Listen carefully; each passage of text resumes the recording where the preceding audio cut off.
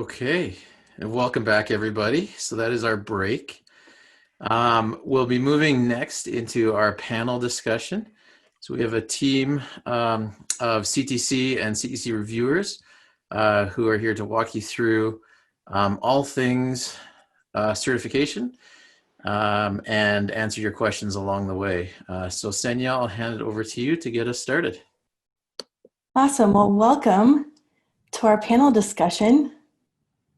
My name is Senya. I work with the Scrum Alliance.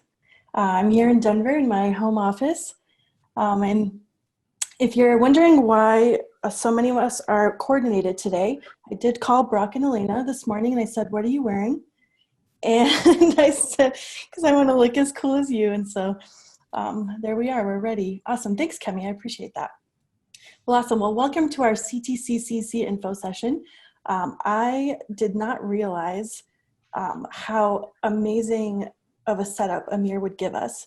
And so Amir, if you're still on, I just want to say thank you so much for sharing your journey and giving us an amazing segue for our panel today. And so what we're going to do today is we're actually going to go a little bit more into the logistics, a little deeper than Amir did, specifically talking about the different expectations, the process. But as Elena and Brock said, today is about you and growing you as a coach. So we're going to take time between the slides and between the different expectations to open it up and let you guys ask any questions you have in the chat. And so we're going to be monitoring the chat. And also if you want to unmute, and we'll give you an opportunity to also ask questions so that we can make this useful and personal to you and actually be talking about the things that you all are wondering about. So as we jump in, Kemi, on the next slide, I want to introduce to you the wonderful panel I have with me today.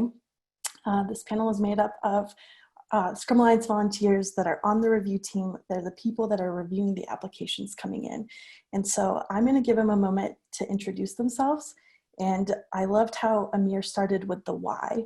So my question to you on the panel, introduce yourself and give me a brief summary of your why for why you applied and went on this journey.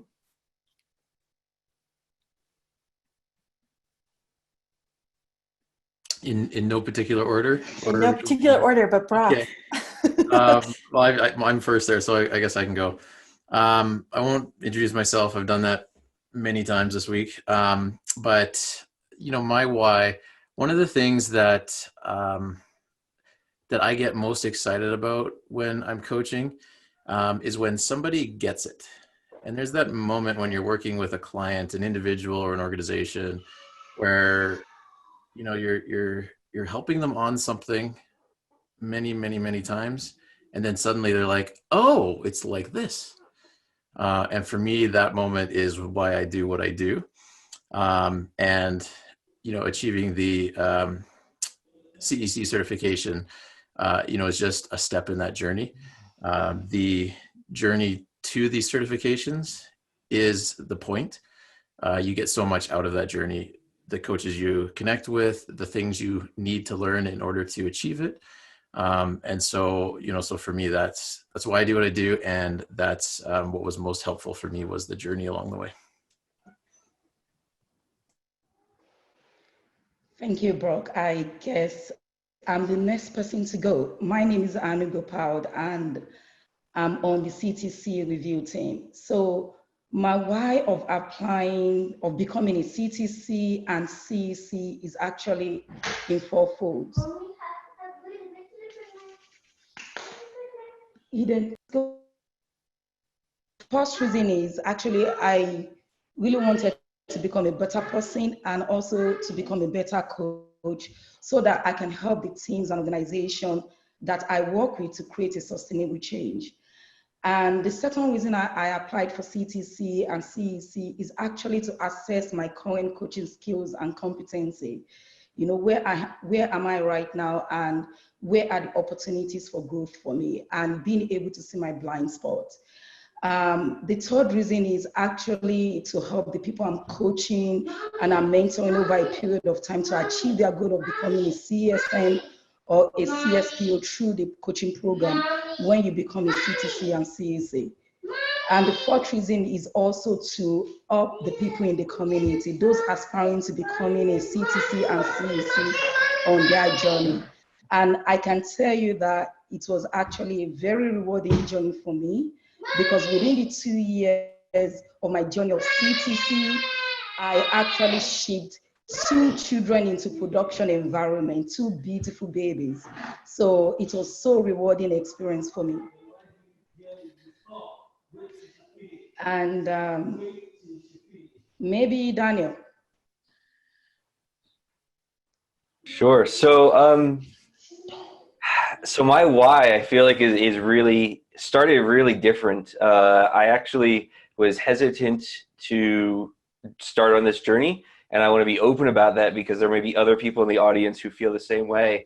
I asked questions like, will this get me another job? Is this going to raise my pay? Like, I was very logistical about it, very, that was my thought on it. Why would I do this? What's the payoff for it? And I know I've heard that from other people.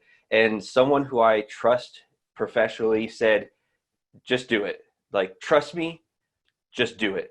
And I started, and as I started this, I found my why as I went. And that was twofold. One, the act of going through the application for the CTC allowed me to reflect on my own career and what I wanted out of it in a way that I normally would not get an opportunity to reflect on that. And it connected me to this awesome community. Right? I think that's what's great about our CTC and CEC group is it's not just a certification. You've met this benchmark, here's your certificate, go. It is a community of people that help each other. And as a community, we want to see the world of work get better. And I think that's cool. It connected me into that. So that became my why. It's not what I started with, but by the time I got to the end of it, it's why I was happy I went through the process. I guess next person. My name is Kemi Raji, and I'm based in Toronto, Canada.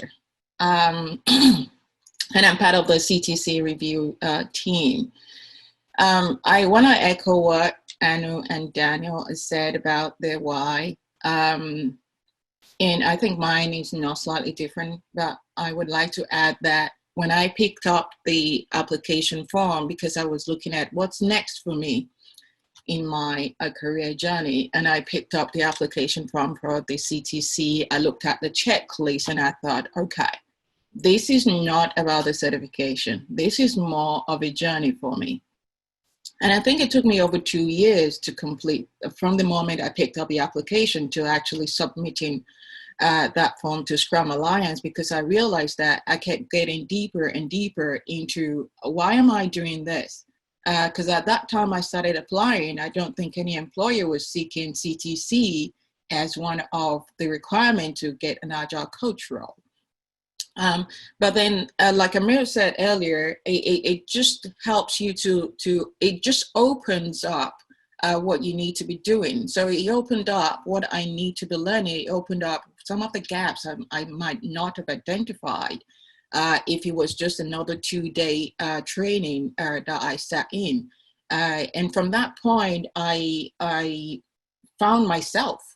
I began to discover myself. And in order for me to better serve the community and my client, I've got to understand myself. So that helped me a lot, because I went on to do professional coaching, which is the individual and the systemic coaching. And it is just, I don't know where it's taking me next. And right now I'm in the process of applying for the CEC. That's just to show you how much that the CTC application, well, not the application itself, but the journey that I have embarked upon has helped me. So, and that's my why. Wonderful. Thank you so much for sharing, panel. I love hearing your stories too. So as we go to the next slide, thanks, Kemi. I wanted to share a little bit more about us as a review team and kind of where we've been the last 6 months and what we're working on. And I think Amir slightly alluded to our focus. So we've been focusing on two things. And when I say we, I mean the candidate CTC and CEC review teams. That one of them is we're really focusing on our candidate experience. What is it that we want the candidate to experience as they're going through this application process? What are the pain points and how can we step in as a review team? So some of the words you can see on the left here that I think Kemi, Anu, Daniel, Brock all spoke to is this idea of a learning journey, that this is not just a certification, but we really want to help you on this journey and really for this application to feel like you're going through a journey, that the process is for you, not against you. So as a review team, we're supporting you and wanting you to succeed, cheering you on, that you're treated fairly in the loop meaning that you don't hit send. And I think Amir was saying, you know, should I click it, should I not? But when you do, that you know what happens. You know where your application went. You know that there's someone on the other end. And it's that human connection. You can see that word too. That you're respected, validated, seen. That you're not just the piece of paper that you submitted. And then on the right, something we've been really addressing as a team is our review cycle times and our feedback loops. So we want to be sure that once you submit that you're going to get feedback not 3 months from now, but within a few weeks. And so I pulled some data. You can see that over the last 6 months, we've greatly improved our review times. We are committing to our candidates that part 1, we want to get back to you within a week, and part 2, we want to be getting back to you within 3. And so those are some of the things that we've been really focusing on as a review team, meeting biweekly and continuing to improve in these areas. I'm just monitoring the chat a little bit. We'll get to your questions. Go ahead, Kemi. So I'm going to give a quick overview of the process itself and then let the review team go deeper into the different parts of it. So the process is a 2-part application. The first part and the second part submitted separately. We ask you to submit part 1 first, and it's your introduction to who you are as a coach. And so I see it more as a quantitative review. So you're sharing with us your coaching experience, the amount of hours, the community involvement and engagement, your mentorship, your formal, informal learning. So as I said earlier, you submit and then we review, and within a week, we do our best. We're actually doing pretty well. We give you some feedback. And so you're either passing on to the next part or you're going to get some feedback that says, here are some ways that you can grow. And we also offer a feedback call. Part 2, and often what I see on the back-end admin side is there's often a gap between part 1 and part 2. So you might have submitted and passed part 1, but maybe months later, even a year later, you're submitting part 2. So in part 2, it's more qualitative. So the review team is looking at your knowledge, your coaching mindset, your approach. This is also where you're submitting 3 letters of recommendation. And as Amir pointed out, it's usually the more challenging parts of the application. Just as in part 1, you'll receive results and some feedback from us. And often it's we like to say we never say no, we say not yet. And we provide some feedback and opportunities for how you can grow. The review team also offers a call where you can sit down with your review team and they'll walk you through the application and what they saw.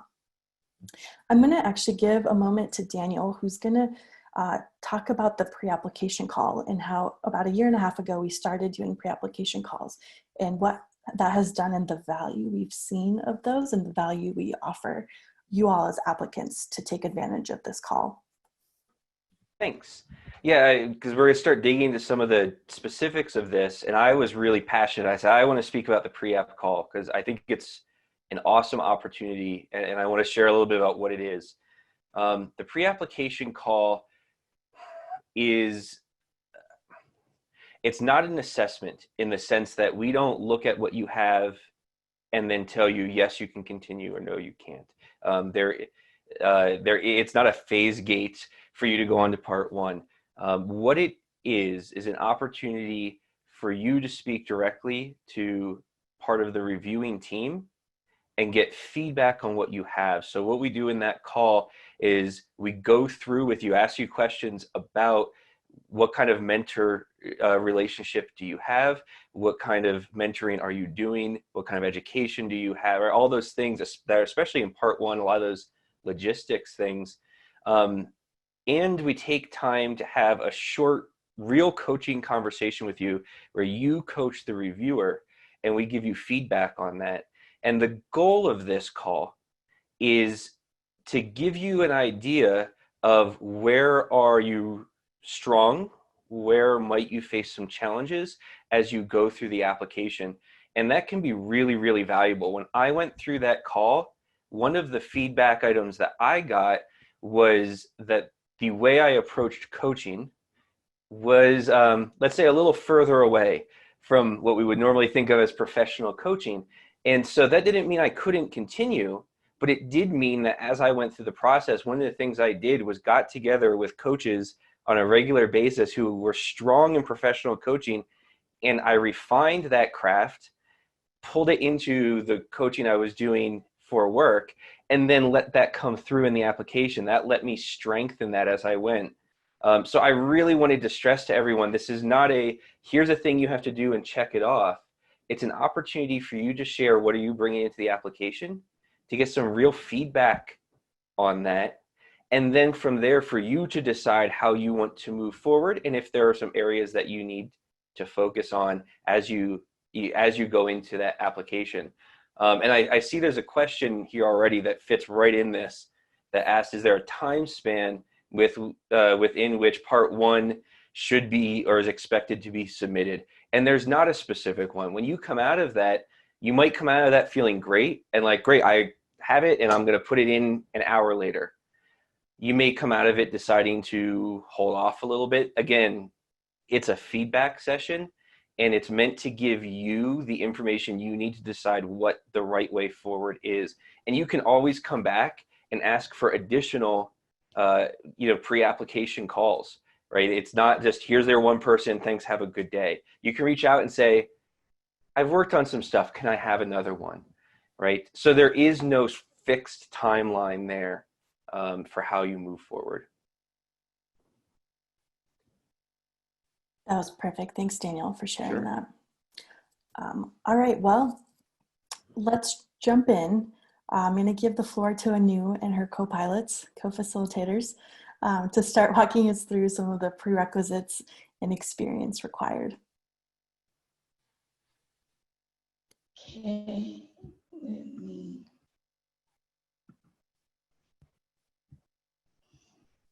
Can you hear me now? Yes, sir. Awesome. Oh, thank you. So this is the prerequisite and experience that we are looking for at the CTC and the CEC level. The most important thing is that you have to be an active CSP or CSP SM or certified Scrum professional product owner before you can qualify to apply for either CTC or CEC. And also we are looking for a brief summary of your coaching career overview. And what we've seen in some candidate application is the coaching focus is more of consulting, not really coaching. And the coaching journey is all about Scrum Master. I transitioned from becoming a project manager to becoming Scrum Masters and the tools and frameworks that they actually use in coaching teams. So we are in the application, you should clearly articulate your personal growth areas and your key Agile coaching and professional coaching journey. Then also we would like to see your coaching focus, your coaching philosophy, and your reason for applying should be about who you want to change about you and also the impact that you want to make in the community. So please, I'm going to stress the area of gaps again that we have seen when candidates is placing so much emphasis on consulting, training, and mentoring more than the coaching mindset and the coaching journey. Then also for CTC, we are looking for minimum of 1,000 hours in the past 2 years coaching multi-team, not a single Scrum team or a single Agile team. So we are looking for multi-team coaching and work experience across at least 2 organizations or departments or products or value stream, product line, coaching various number of teams, not a single team. Then at the CEC level, we are looking for 2,000 hours of coaching minimum over with a minimum of 3 years of coaching experience in at least 3 organizations. So for CEC, the evidence that we would like to see is diversity in coaching tools, coaching techniques, coaching frameworks, coaching practices that helps organizations to transform beyond Scrum theory and practices and the Scrum framework. The key focus that we would like to see is enterprise transformation engagement, coaching the leadership team and leading and guiding transformation across different levels of the organization. Next slide. If there's any questions. Yeah, let's answer this question that's relevant. Why in the past X amount of years? So they're saying the past 2 years and the past 3 years. What if our experience is expiring? So it's actually minimum of 2 years. For CTC, you could have 10 years of experience of coaching. So if you have experience less than 2 years, then you are not ready to actually apply for CTC. But at CEC, we are looking for enterprise level coaching. So the bar is a little bit higher than CTC. So we are looking for minimum of 3 years. So I don't want to believe that your experience should expire, right? If you're a CTC and you are coaching at the enterprise level, you can still apply for CTC. I don't know if I answered that question the way they... Was that okay, Leanne? Can you tell us more about the question? So what did you say? Senya? It looks like Leanne says yes. We got that one. I do want to touch on this one. How do we define executive level? Brock, do you want to jump in from the perspective of CEC? Sure. And so, a couple of things that we talk about for CEC is we talk about enterprise coaching as well as executive comes into play there. And so really what we're looking for there is somebody who's leading or guiding Agile transformation and working, probably coming in at what we would say is an executive level, which would be, depends on the organization, but probably like VP or higher is kind of what I would expect. But really what we're looking for is you're working with leaders, probably working with their leadership teams, and you're helping them with things like, the strategy for the transformation, some change management type things, maybe anything else that's relevant for their business. You may also be working with teams too. That's fine. Enterprise coaches also do that. So it's not like if I work with teams, I'm not a CEC. But the focus is more organizational as opposed to multi-team. Yeah.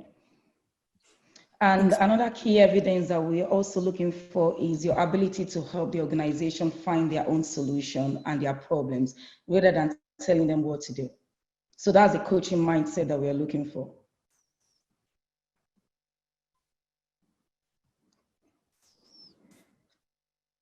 I'm seeing some questions that we might get to in a little bit about recommendations and emphasis on professional coaching. Any specific ones for the experience or the hours or the type of experience? This is a great question from Dan. How do you qualify the number of hours? Is that time spent in the room coaching a team or leader, or does that include prep and analysis work outside of the face-to-face coaching? Great question. That's actually a great question. So we are looking for time spent coaching, not training, not mentoring, and not facilitating. Yeah, actually, facilitation is still a little bit of coaching, but you're helping your client to actually discover you're allowing them to discover their own solution. They are finding their own solution to their own business problems. So it does not include prepping time. So it's the hours spent on coaching teams or coaching a leader or coaching an individual. So that also counts as well. Excluding prep time, mentoring time, training time. What would you say to someone who perhaps has a gap in their experience or in their employment? So maybe they have the experience, but it's 2 years ago, and what they've been doing recently is not necessarily coaching. I will leave Brock to answer that question. We're giving Brock the hard questions. Great, get the hard ones. Thanks. Thanks, Andrea. So we've actually had this situation happen a couple of times recently. It's not something that happens often, but really, the emphasis on recent experience is that we want our coaches to be up to date, if you will, or relevant in the coaching techniques and things that are happening today. And so if I had 2 years of experience 10 years ago, well, coaching is very different now, especially Agile coaching. And so kind of that's the reason we want that experience to be more recent. And so, we are pretty, I'm going to say strict, that's the wrong word, but we do focus a lot on that the experience is in the past few years. So that we know that, you're up to speed on it. It's something that you're doing actively right now. And, you have that relevance of what's going on in the world today. So I think Thank you, Brock. Let's move on and keep going. We're still watching your questions. We'll try to loop back around to them. So mindset. So the coaching mindset is actually an area where we have found many gaps in many applications. So what we are looking for here is awareness that the candidates actually understand the difference between coaching and consulting. So coaching is when you are inspiring your team, your client, the leader to find solution to solve their own problems. And consulting is when you are telling them what to do. Yeah, you do this particular scaling framework, you use these tools, you use these techniques. So most of the applications some of the applications we've seen a lot of consulting, a lot of telling. So we want to ensure that the candidates understand the difference between both, and the candidate is actually demonstrating the coaching mindset in the application. And another thing that we have seen in some application is textbook answer regarding the difference between consulting, between content, which is consulting, and also process, which is coaching. So we are not interested in what is written on Google. We are not interested in the definition of coaching and also consulting in textbook. We want you to actually tell us your own understanding. What does coaching means to you? What does consulting means to you? And what is the difference between both?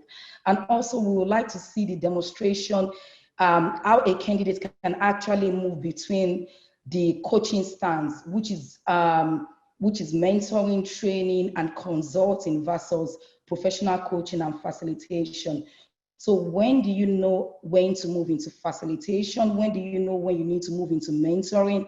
And when can you quickly switch back and stay in that coaching stance for your clients or for your team? And a lot of people have asked us this question. Do you need to have ICF certification? Absolutely no. It's not a benchmark, really a benchmark for CTC or to qualify to becoming a CEC. But this is what we are looking for. For those applying for CTC, we expect a candidate to be able to demonstrate professional coaching at the ACC level.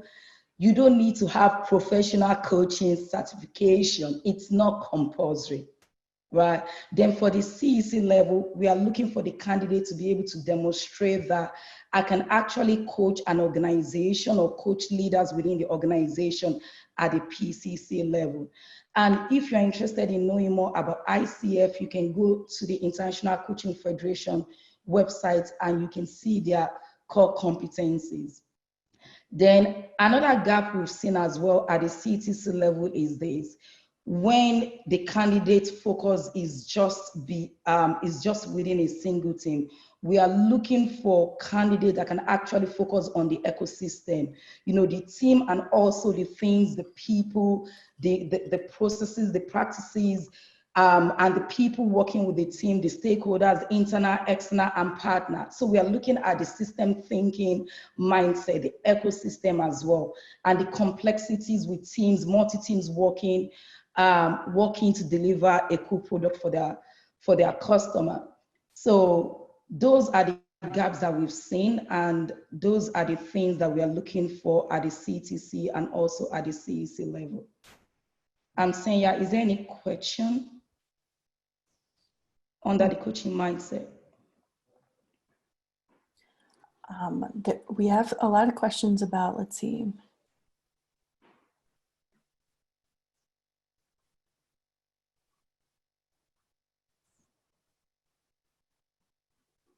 There's a question here. Any suggestions for individuals that are not in a coaching role, but rather do this in addition to their day job and have been living coach-like mindsets? What is the path for someone getting started from a certification perspective that can't meet these official requirements?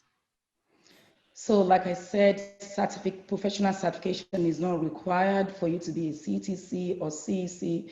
But if you're not in a coaching role, but you're in a leadership role within your organization, you can still apply for CTC. So far, you are coaching teams. As a manager, you are coaching teams. The most important thing is you have CSP, SM, the basic requirement that you need to meet, but managers can also apply. Brock can keep me honest here if I'm wrong, because you're on the P team. But I want to believe that managers that have CSP, but they are coaching teams and coaching other leaders within the organization, qualifies to apply for CTC and CEC. Yeah, you're absolutely right, Anu. And you, just as an example, when I qualified for it was CSC at the time, but the CEC, I was a director in an organization. I had a team that reported to me and I managed that team. But then I also was in a coaching role for a bunch of other teams in the organization. And so when it comes to requirements, right, you're counting the time you're doing the coaching and not the time you're doing the managing.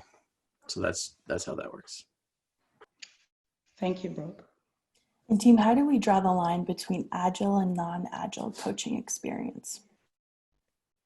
Question from Sanjay. How do we draw the line between Agile and non-Agile coaching experience? So I want to believe that even when you are doing Agile coaching, you are also using the coaching skills and the coaching frameworks and the coaching tools and the coaching models that are out there. I don't want to believe there's really much difference. Like what we've been saying, and I think I might mention this as well when he was doing his session.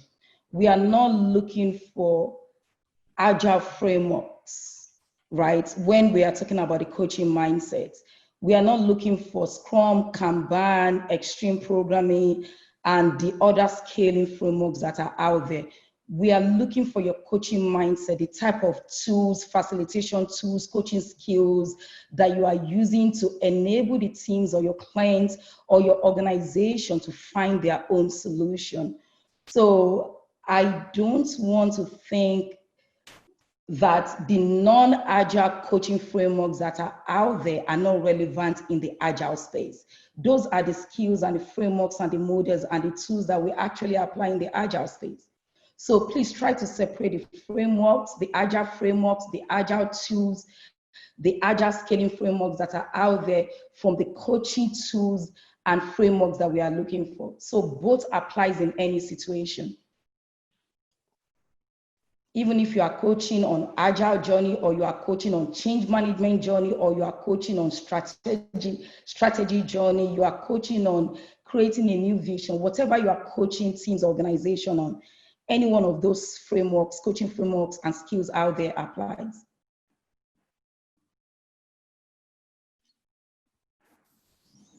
I think let's jump to the next slide and it'll help capture some of these other questions coming in. Brock, we're going to give this one to you because it's, we're giving you all the hard stuff. So coaching skills, practices, frameworks. Will you share? Sure. Thanks, Senya. Okay, so one of the requirements that we're looking for is that you have experience with formal coaching frameworks, tools, techniques, those kind of things. And the way we word it is that we would like you to have knowledge and application of, so that you can demonstrate that on the application. So are you aware of the coaching frameworks that you're using and that you're talking about? Do you know how to apply them? Is the way that you're applying them, does it make sense? Does it seem reasonable given the situations that you're in? And there's some examples here, right? Coactive, NLI, ORSC, there's tons, right? Clean language. There's lots of different ones out there, and ones that you are aware of that aren't on this list probably also count. I know, especially in other parts of the world, like in Europe and whatnot, there are many other frameworks that I haven't even heard of. So lots of different things out there. What's important here is you don't need to be certified in any of these. Knowledge and application of, you need to be able to demonstrate that. Okay, so you might become certified in these, or you might take the training in some of these. That's definitely helpful. Just like Amir said in his session, that's absolutely helpful and something you might want to explore. But these other programs aren't cheap. They're quite expensive, a lot of them. And so, that means that not all of us are able to do that, or to get many of them. So something to keep in mind there. When we're talking about team coach certification, we want you to have experience in at least one coaching framework. And so there's maybe one that you've used most, you know how to apply it, and you can demonstrate that on your application. At the CEC level, we're looking for you to have experience in at least 3 different frameworks. And the reason for this is when we get to the CEC level, the experience requirements are a bit higher. We're expecting CECs to have run into more diverse and unique situations. And as you kind of progress in your coaching, you realize that there's not just one way to do things, and one way won't work for everything. And so at the CEC level, we start to do things like integrate practices, maybe from different frameworks. So maybe you create your own way of coaching, and that's something that is unique to you. Or maybe you take parts of, or things that are useful from different frameworks, and pull those together and integrate them into something that works best in the context that you're coaching in. And so at the CEC level, we do want to see that as well. Are you able to create your own tools, techniques, frameworks? Are you able to integrate parts from other frameworks and demonstrate that? And so that's really the main requirement that we have here for both of these. Yeah, I don't know if there's anything else, team. I don't know if there's anything else that I need to say here. What we've seen on the CTC application is confusion on what does the coaching frameworks that we are looking for is compared to the Agile frameworks that are out there. So we've seen some people misinterpreting that to be Agile frameworks, or maybe facilitation tools like liberation structure tools and stuff like that. So I don't know, maybe you want to touch on that. Yeah, thank you, Anu. That's an excellent point. So Agile frameworks, scaling frameworks, so, like LESS or SAFe or Scrum Scale or any of those, or things like Scrum or Kanban or whatever, that's not what we're talking about here. Those are Agile frameworks. Those are tools that you might put in other parts of your answers on the application for some of the tools that you use in different situations. But when we're talking about frameworks, we're talking specifically about a formal coaching framework.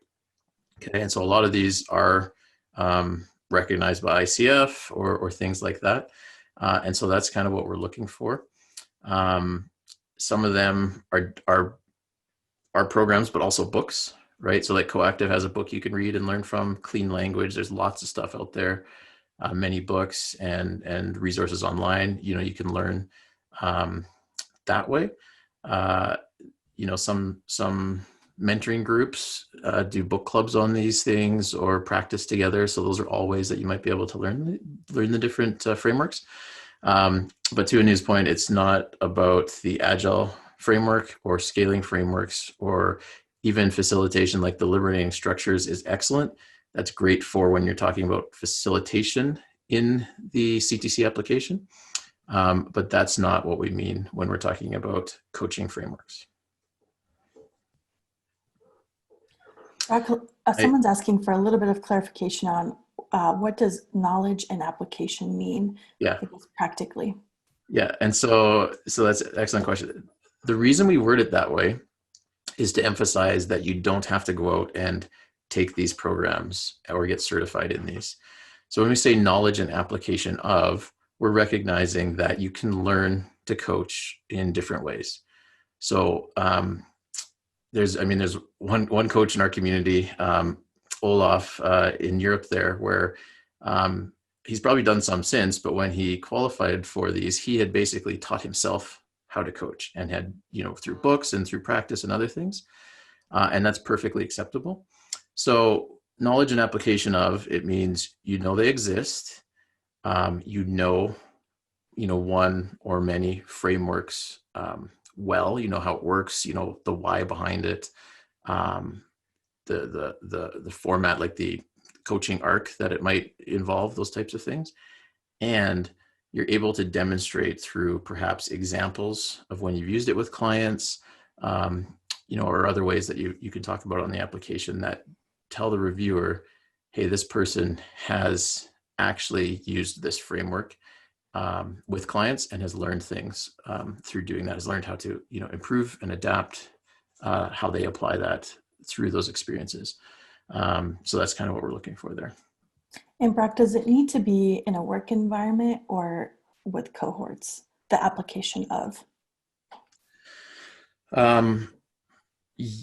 You will need client experience. So if you're applying and all your experience is in a learning environment, that likely won't be sufficient.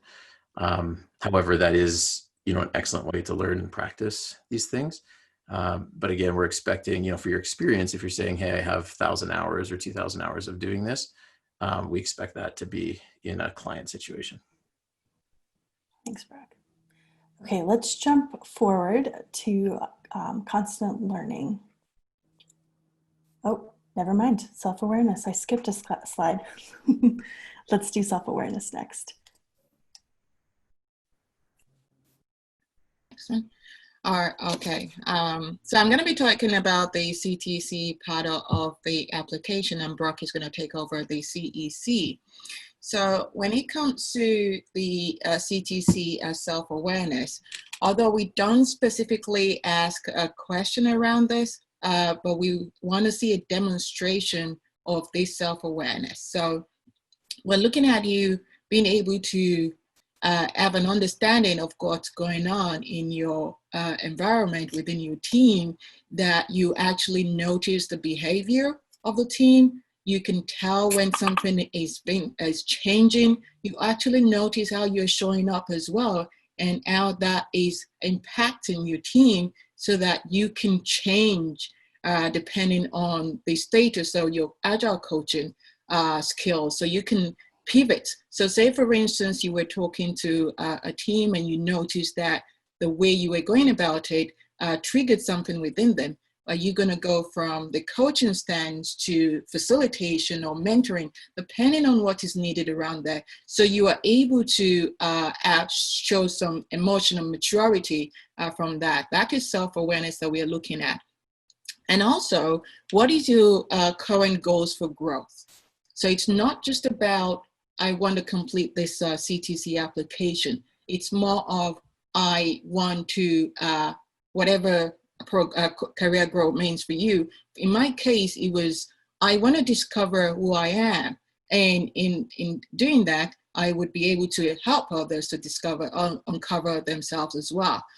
And I noticed that sometimes people are not eager, or they don't demonstrate their failures. Or maybe failure is not the word you use. Learning. We want you to put that in your application as well, because that shows to us that you're actually learning from whatever mistakes you might have made in the past, and you have grown, on that path or on that journey. And also be conscious of yourself, the impact your coaching is making, to the people around you, to your team, to the group with which you coach. And we want you to be able to demonstrate that when you leave that coaching session, or when you leave that facilitation that you've just done, you do a debrief on it. And what was the outcome? For myself, I have a what I called improvement backlog, where I keep stock of what happens during the day for myself, and I reflect on it, and I look at what can I have done differently in this situation, or what could I improve upon, or what went well for myself, or what went well from the process or the practices I've just shown to my team. So we're looking at that in the process of you writing your application as a whole. We want to see that. So I'm going to hand over to Brock for the CEC side of things. Okay, thank you, Kemi. So the main difference between CTC and CEC is this thing that we call mindfulness. And the idea, and I love how we phrase this here, the idea that a CEC can run their coaching in debug mode. And so Kemi mentioned, being able to prepare for a coaching conversation, being able to reflect afterwards and find improvements. That's what we're expecting from CTCs.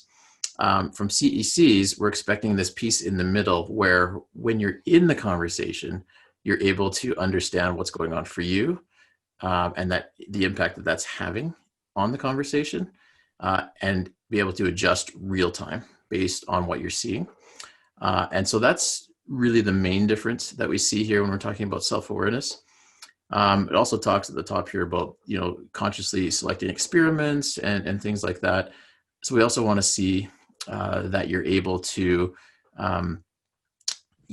analyze the situation and choose experiments that you can run and things that you think will be helpful, but also having that reflection and curiosity involved, where it's not like this is the way to do it, but here's something we can try and reflect on and learn from. So all of that is important there. The other thing that's really important that Kemi mentioned was failure in learning. And so it's kind of the same requirement for either certification, but I just want to reemphasize that really important that you tell some stories of where your coaching didn't work out the way you expected it to, because we know that happens anyway.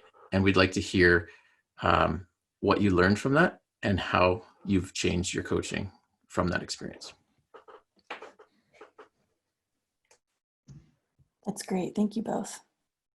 Any questions around that before we move on to the next one?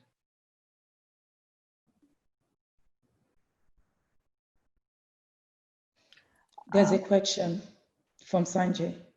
Have you ever approved any CTC or CEC application in which you saw candidates has no affiliation with Coactive, NLI, OS, ACI, ICF, IC Agile, or any other coaching certification bodies?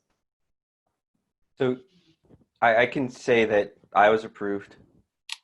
So there you go. There's one. Yeah. I don't have And any I can also, affiliation with any of them.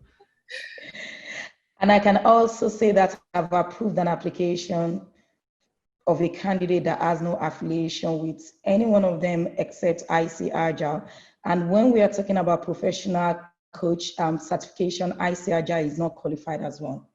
So IC Agile is Agile coaching, not professional coaching. So yes to that answer, to that question. Okay, should we move on to the next one? All right. Let's move on. Okay. All right, so constant learning. I think this is probably one of my favorite part of it. And I think this is probably one of the places that people do not start well enough before submitting their application. So mentoring involves you mentoring someone or you're being mentored. So we want to see that both sides of it. Who have you mentored? Who are you being mentored by? Because it just shows your dedication to your growth. Someone said earlier, I think it was Amir's session, he was talking about as a coach, you need a coach. Absolutely. How do you demonstrate that you are learning things? Most importantly, how do you demonstrate that you're helping others? Because a lot of the things that, or let me just say what this CTC or coaching is tied around is the difference you made to the community. And mentoring is one of those, can I say, tools that you use to contribute to the community. So, and then we're looking for formal and informal learning. When we talk about formal learning, we are asking for in-person, or in this case, virtual, but live. You would have been in a class setting and you're listening to an instructor delivering the training. And we're not looking for Scrum Master level training. So your CSM, your CSPO, your SAFe doesn't count. We're looking beyond that because we believe that you've gone past that Scrum Master level. So, and this could be topics such as psychology, leadership, systemic, anything beyond the fundamental. And by the way, your PMP doesn't count either. So, and neither does your PMI ACP. So just imagine beyond that level. And it could be around any of those topics that I've just mentioned. But what we want you to take out of that is that the impact that has made to your coaching. So the difference it has made. We don't want you talking about how good the instructor was. Yes, we know. But what difference has it made to your coaching and to your client? And then the informal learning, the path to coaching that Scrum Alliance is doing, for instance, or the video you've watched on YouTube, or the book which you might have read, again, beyond Scrum Master level, that has made a difference to your coaching and a difference to your coaching skills. And equally, when you're writing that, we want to look at, I want you to demonstrate the ones that maybe you didn't even agree to, but it helped you to change the way your thought process, or you helped you to change the way you interact, or you helped you to change your coaching method. So that's what we're looking for in the CTC side of things. And I believe it's a similar thing to the CEC, but I will ask Brock to add if there was any difference to it. No, I think it's the same. I'm just trying to think if there's any differences. Well, okay, so there's a couple differences. When you're talking about,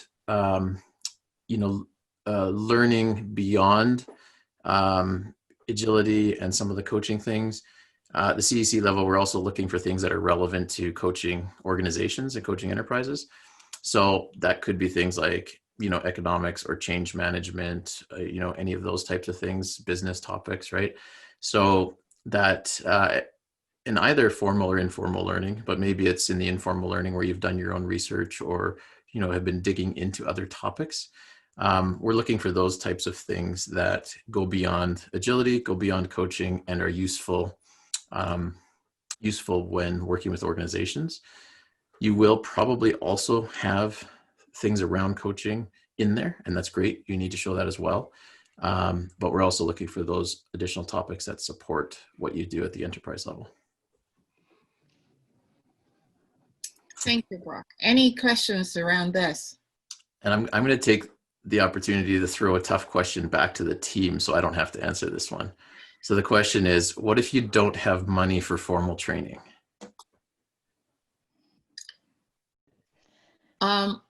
I think there are different ways in which one can do learning.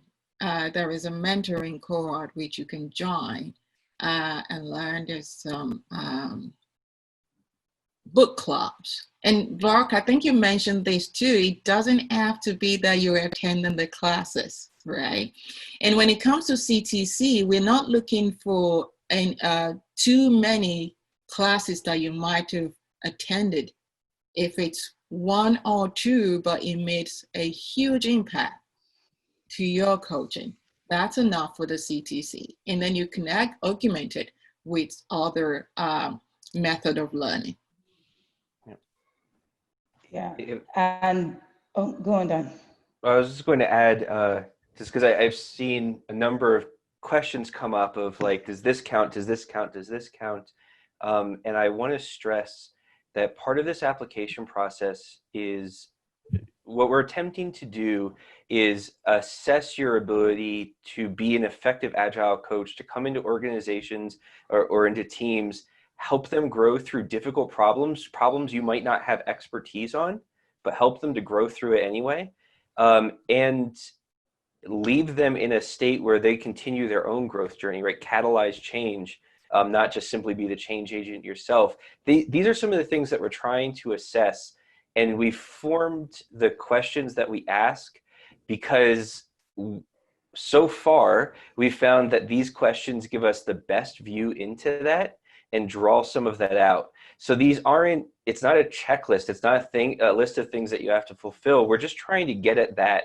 So when we talk about education, how do you keep growing yourself by pulling new information in from outside and incorporating that into your coaching?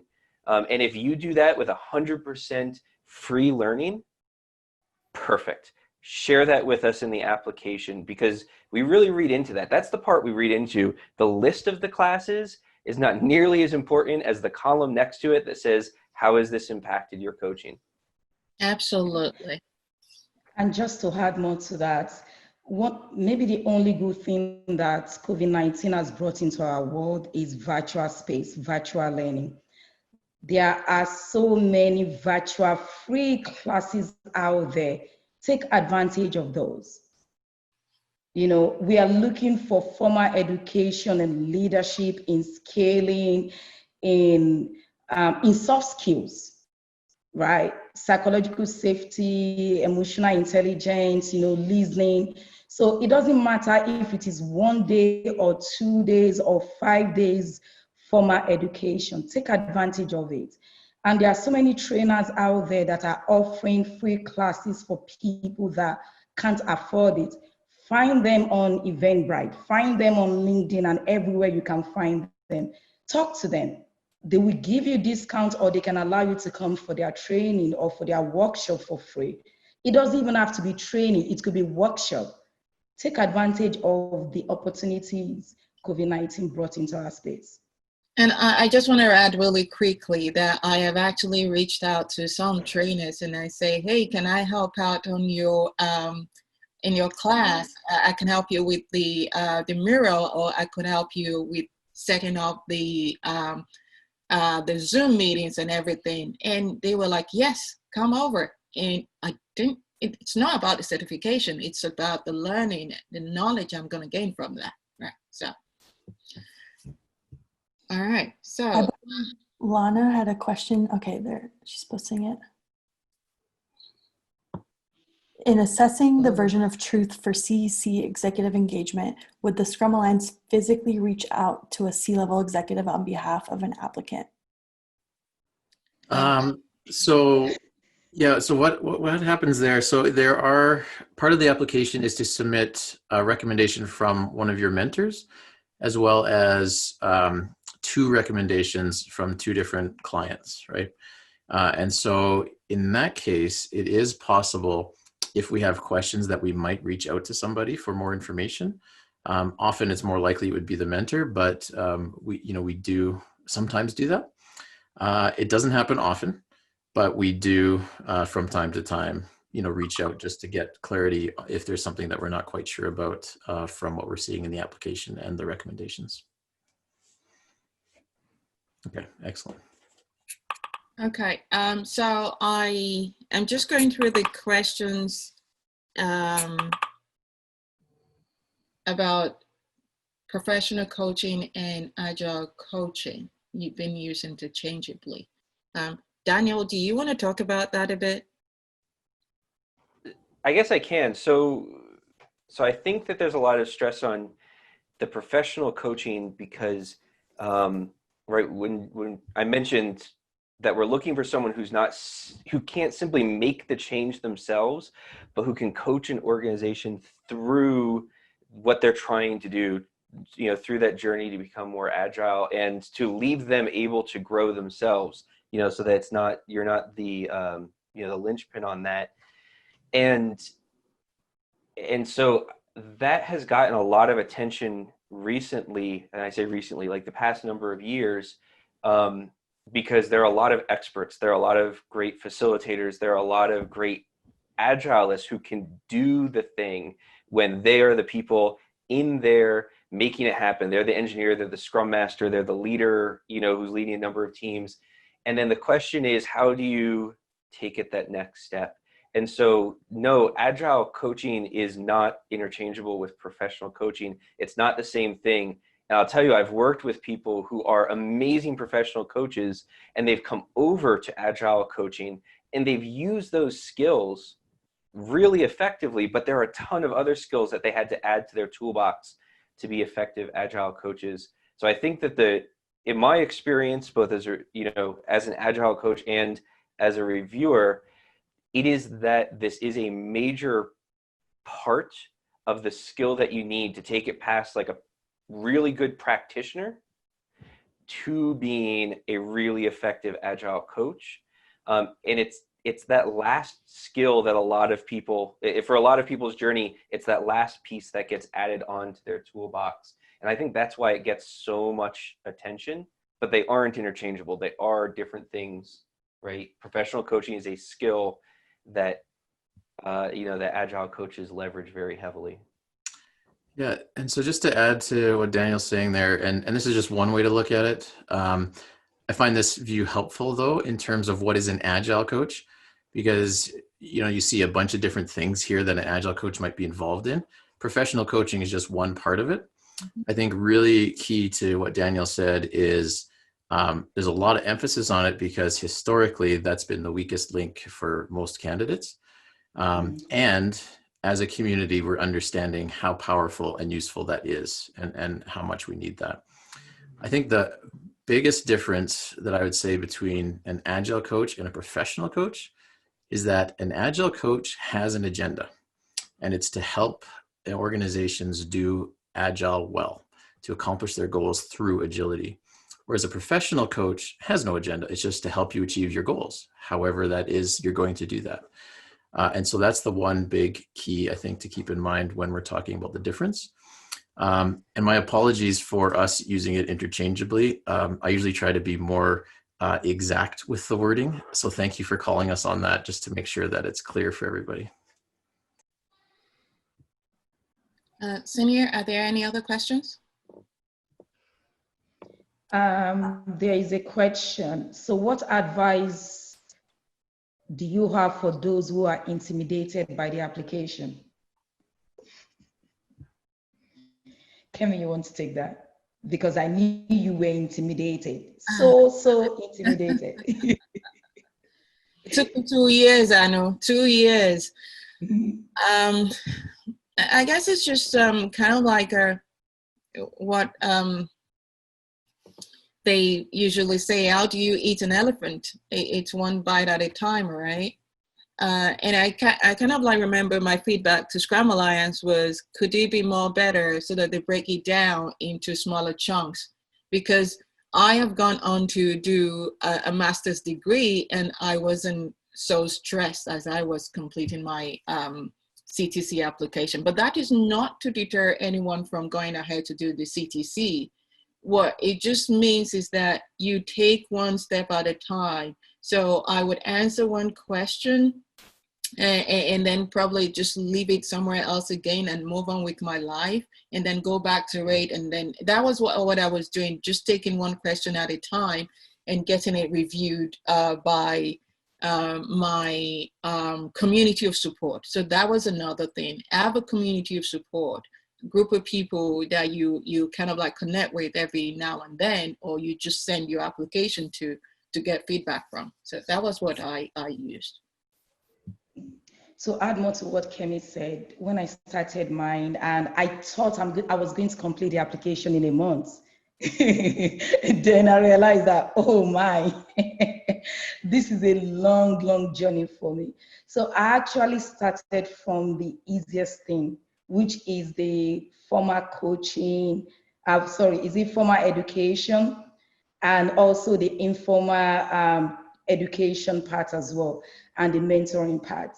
So if it works for you, start from the easiest one, the one that you actually have the evidence and you can demonstrate it on your application. Because when you start from the coaching mindset, you will be so intimidated, like, wow, I don't have this. Where do I start? How can I begin this journey? So just take it one at a time.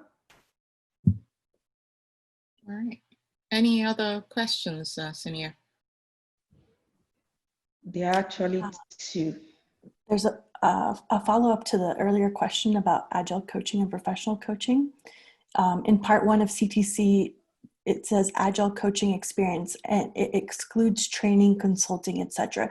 Does it mean we are looking for professional coaching hours in an agile setting? We're not looking for professional coaching hours, but we're looking for coaching hours. The hours you've spent with the teams, the executives, the group, the organization, coaching them around whatever their agenda might have been. This is different from you delivering training. This is different from you preparing the workshop you want to deliver. So it's just those times that you are helping the teams, the organization, to discover or uncover solutions to their problem.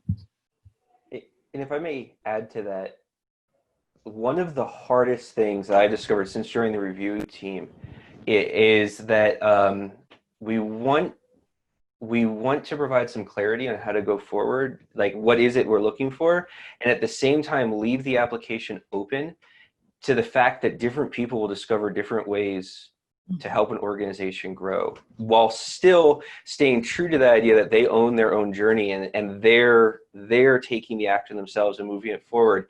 And that's been a really, really hard balancing act in the review process and the application, to say, how do I leave it open for people to walk in with some new way that I haven't seen before, but that still stays true to being, you know, an effective coach.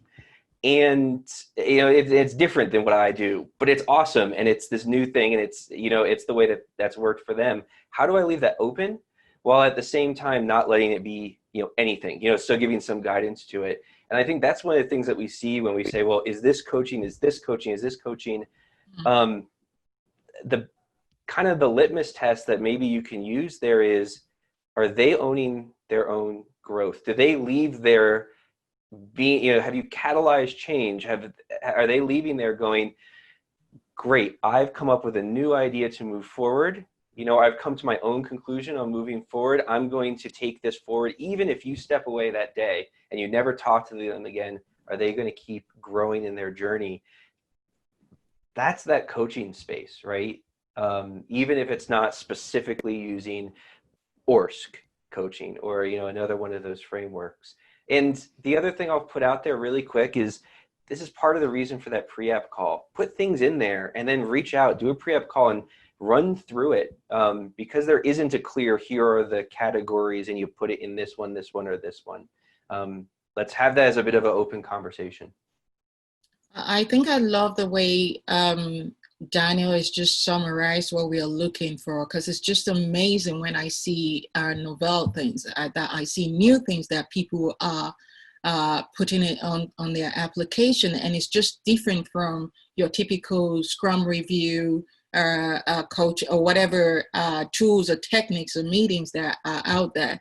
We want you to be creative about it. So we're not putting you in a pigeonhole and say, well, it must be something we're familiar with. No, go creative. Put together your own framework if that's what it takes. Let us know. We want to hear about it. And for Pete, the coaching hours is not mentoring, but you could be facilitating a coaching conversation. So it's different from mentoring, because mentoring, you are advising your team, your leaders on what to do. You are throwing suggestions out there for them. But facilitation also is part of coaching, because you are facilitating a coaching conversation and helping them to discover themselves and their own solution and outcomes. Okay, Senior, any other, or should we move on to the next slide? I think we've got 2 more. I want to come back to Jennifer's question maybe after our next slide. But this one I think is relevant right now. I would like more clarification about having a mentor recommendation. Jorge, maybe can you tell us more specifically what you're asking? Like, who is a mentor recommendation, or?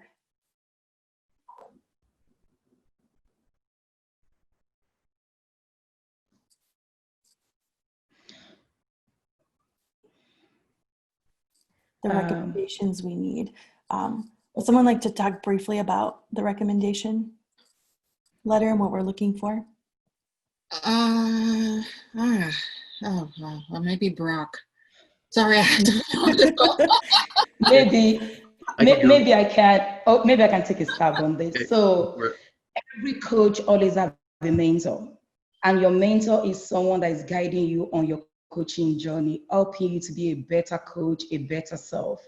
So, and there's a relationship between you and your mentor, not someone you just met a month before you submit your application, but someone that you've developed a relationship with. So, and that person doesn't have to be a Scrum Alliance, CTC, CEC, or CEC. This could be your manager, but your manager should have a coaching mindset or a coaching skills. You heard Brock saying that, when he applied for his CEC, which was called CAC, I forgot what it was called then. He was a director. He was not an agile coach. He was not an enterprise coach. He was a director, a people manager. So anyone could be your mentor, but the person is guiding you in developing your coaching mindset. See, we don't need Brock. We need him, Samir. I'm just playing. Thanks, Anu. He has coached us well. He has coached us well. Let's do the last slide, Daniel, on Agile community involvement, community engagement. And I do want to circle back to Jennifer asked a great question of us, review team, and we'll come back to it. But go ahead, Daniel. Yeah, so this is, I think one of the coolest things about the CTC and CEC certifications is that it asks you to be part of the community. It's not simply an assessment of your abilities, but also assessment of your involvement and engagement. So the idea here is that guides in general, right? So this is honestly true, CTCs, CECs, and CSTs, but we ask you to be a part of growing this community. And and that means that we would like to see over the past few years that you have a growing participation, right, in different groups. So I mean, that might be things like meetups, and it might be it might be volunteering time, it might be really anything else. Yes, it's good if you're involved inside your organization, lunch and learns inside of your organization, but do you branch outside of that and reach out to the community at large? This is also, for a lot of Agile practitioners, one of the primary places that they get to be exposed to new ideas at meetups and online webinars. I've been purposefully shying away from the big ones for a moment. And the big ones that we'd also love involvement in is, what about some of those regional and nationwide and global gatherings? So, things like this coaching retreat, but also the global Scrum gatherings. And, are you involved in that? Are you going out and attending them so you can learn new things and kind of network with people? Are you volunteering to help put them on, help review talks? Are you going out and speaking at them? Right. And so what we usually look at when we look at what your involvement with the community has been is sort of a general trend towards growing involvement and the type of involvement that you take on, moving from simply participation to engaging, to bringing things back, helping organize those events, and speaking at events, that kind of thing, leading those things. And you'll notice between the CTC and the CEC that there's a an increase in how long that we hope you've been involved in the community for, but there's also a shift from participation and a bit of contribution towards more leading and organizing roles inside of the community. One of the things that's not listed here that we often see too is which part of the community, right? Local community or more and more global community. And I guess I want to stress before I get myself into trouble there that contexts are different. So I got to speak to someone at the Global Scrum Gathering in Austin who was really, really involved in building up the community. I want to say it was in Ecuador, and the level of her involvement was huge, right? And I would almost say that the amount of involvement that she was doing, how much she was trying to bring people in from other places in the world to come and really deliver great impact inside of that community, is probably more impactful from a what we're looking at standpoint than, someone who consistently does things at a global Scrum gathering, but their involvement is low, right? Hey, I'll show up and I'll work at a table for a couple of years, right? So contexts are different, right? And tell us about that context in the review process. What's your passion in the community, and how are you using that passion to enrich, the community at different levels? I think I'm just going to add that if you want to start your journey, start now with your community participation. A lot of people tend to start this part late, and then when it comes to submitting that application, you're missing this bit. And like Daniel said, we're looking for growth. So we're not looking at you just cramping in like 10 or 20 events in a month, but we're looking at consistency. Yeah. And also just to add more to that, I've seen in applications, when we're talking about community engagement or involvement, right? You can take Agile to your church, to your mosque. That's community engagement. You are introducing Agile way of working to them. You can go to the educational system, secondary school, colleges, and take Agile to them. You can host an event. It doesn't even have to be on Agile frameworks, methods, anything that will bring agility, right? That will help people to grow and to develop. So I've seen in some applications, people go into old people's home. I'm sorry, I can't just remember the name that we actually call it in US, but we call it old people's home in Africa, right? And they are using Agile way of working to help them to organize events. So that is also community engagement. And 3 areas of engagement is this: leadership. You are organizing or you are co-organizing events, regional gathering, global gathering, meetups, or starting your own meetup, or even taking it to all these places. You are the organizer, so that's an area of leadership. We are also looking for contribution. You are volunteering, you are part of review team of any Agile events out there. You are writing blogs on LinkedIn, you have your own blog posts. Those are contribution. Then we are also looking for participation. But what we would like to see in CTC is more of leadership and contribution. Speaking is also contribution. Then for CEC, Bro can tell us if there's one that is more prominent for them than what we are looking for in CTC application. You guys have done an excellent job covering this. The thing I'll add, and this is my perspective as I've been part of the review team, is I'm lobbying to have this section changed to Agile Community Leadership. It's not participation or just participation, right? Your guides, aspiring guides, and we want to see that you're out there organizing, leading, spreading agility and helping people grow. And so that's, I guess, the thing that I'll add that's different. The other thing, kind of across community participation, mentoring, the continuous learning, sometimes we get asked like, well, how much of each of those do I need? And that's not how we assess these parts of the application. We look at them as a whole and say, well, what does your participation look like? Your leadership in the community? What does your learning look like? Who are you mentoring? Who's mentoring you?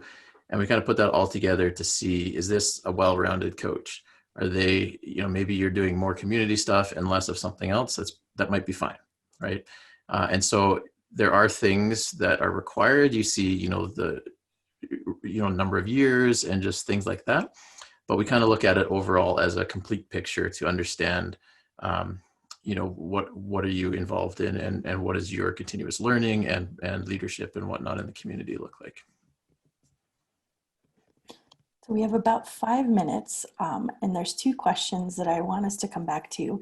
One was probably about an hour ago from Joe, but I wanted us to still come back to it.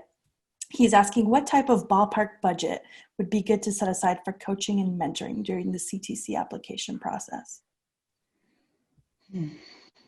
I want to, so I don't know what the ballpark budget is, but I do really, really, really want to stress, I don't think this can be said often enough, that there is no, well, I suppose there's an application fee, but aside from the application fee, there is no like minimum budget. If you're passionate about this, there are people who are passionate about helping people on that journey. And if your situation is such that you have exactly zero, dollars, euros, rand, whatever, to spend on this, there are people who are still passionate about helping you. So I don't, so maybe one of the other people on here can give like a rough ballpark, hey, think about this. But I just really, really want to stress, at no point should the amount of money available to you be looked at as an obstacle to going on this journey if it's something you're passionate about. Absolutely, Daniel, you're right. I think at the time I was to submit my application, I would have had the right requirements if didn't do my coactive or CTI, which is the coactive CTI and the OSC. But to go on to do those professional coaching certifications were my choice to do them. And any other training that I might have embarked upon, I wouldn't say we're part of the CTC application, more of they were part of me investing in myself.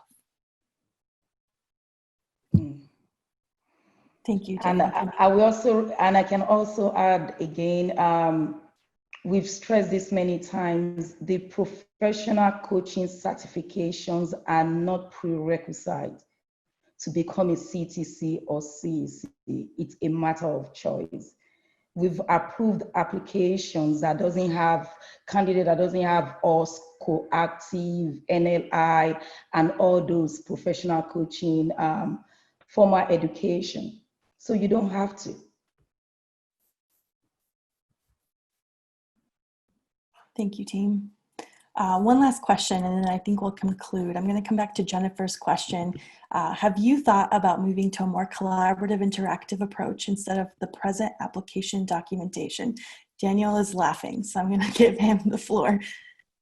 I was actually, so I'm a relative newcomer to the review team, but I will say that that's something that I think a lot of people want, and it's a question of how, and it's tough, right? Like, we're in different time zones, but adding this pre-application call was one step towards it. Another thing that's gotten more and more common, I know when I went through the CTC application process, one of the reviewers actually reached out to me at the end of part 2 and asked to have an in-person call, and that's becoming more and more common.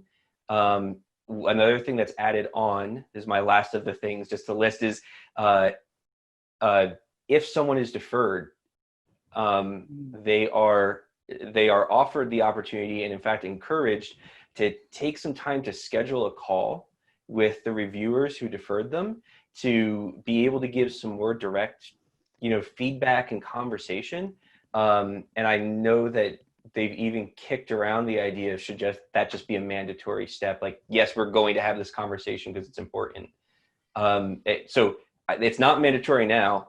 If you ever are deferred as an applicant, please, please, please, please, please have that call. It's incredibly valuable. But there's a real desire to have more and more interaction, and we're trying to discover what the sustainable ways to do that are. And I hope it keeps going in that direction. Now, I'll step aside for someone who's a little more experienced on this team. Maybe you can add some more to that. I guess you're deferring to Brock, isn't it, Daniel? Yeah, I mean, Daniel, you summarized it pretty well. This is a tough one, Jennifer, and thanks for asking. So I'm on the program improvement team with the Scrum Alliance, and our entire purpose is to make the coaching certifications, the process of them, the experience of applicants, to make that amazing, to make that better than it is, and continue to improve on that. It's not perfect, but we've made a lot of changes and a lot of improvements over the last 2 to 3 years. And so, it continues to get better. And this question, it's really hard to figure out, like, how do we do this, right? And Daniel mentioned sustainable way to do this. I think that's key, right? Because we could have a sit-down interview with everybody, but how much time is that going to take, and how do we schedule it, and all of these other things. So we're continuing to look at ways to do this. We also recognize, even when you think of diversity or things like that, across our community, there's some people where, this is in English. So there's some people where that's not their first language. Actually, there's lots. So maybe writing isn't the best way to find out about their coaching. Or maybe we need people, that are reviewers that speak different languages, or, different things like that. Again, how do we do that sustainably? How do we get those things in place? We're looking into some of that. And I think over, as we've done in the past few years, over the next few, it'll continue to evolve and improve. If you have ideas, send them to Senya. I think she put her email in the, she laughed. I think she put her email in the chat earlier. But we'd love your ideas, because maybe you've thought of something that we haven't, that would make this more possible. So please send those our way, and we'll continue to look at this and see how we can improve the process for everybody. Thanks, Brock. Absolutely. You have my email now. I might regret it later, but well, I think that concludes our time. There's some questions about when this will be posted. So as soon as I end this call, I'm posting this into SwapCard under the presentation documents, so you can access our presentation. And feel free to reach out. The candidate Google groups are pretty active. Great place to ask questions, get some support. As mentioned, our website, we've done some redesign, hopefully to clarify some things. You have our email on the screen right there. Send your ideas. There is a team at Scrum Alliance, the coaches team, who's working behind the scenes to support our applicants. And we care about you, and we want your feedback, and we want to support you and to see you succeed. So thank you so much, panel. Kemi, Anu, Daniel, Brock, thank you for your time.